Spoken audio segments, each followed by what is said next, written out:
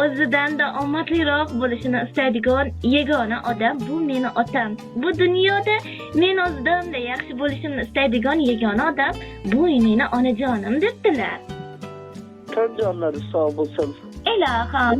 Sog' bo'lsin ilohim.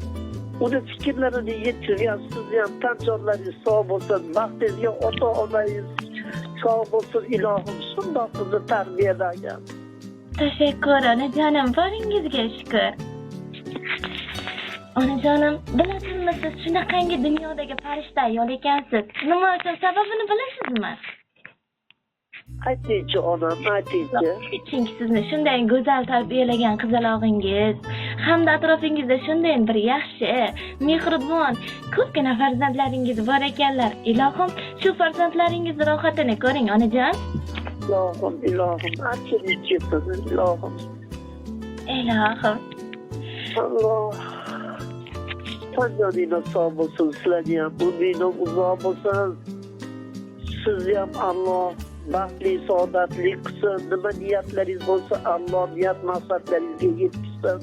Qizim, sizlar farzandlaringizdan mana shunaqangi shirin so'zlarni eshitib yuring ilohim. Alloh nasib qilsin. Ilohim, onajonim, bugun bilasizmi, meni tavallud kunim. Lekin bugungi kun meni tug'ilgan kunim emas. Bu sizning kuningiz, onajon. Barcha yurtdoshlarimizning tug'ilgan kuni, chunki siz meni dunyoga keltirgansiz. Sizlarga, dadajonim, ikkingizga yaratgandan sog'lik, kuch, qudrat, farovon turmush, osoyishtalik, oilaviy xotirjamlik ato etishini so'rayman.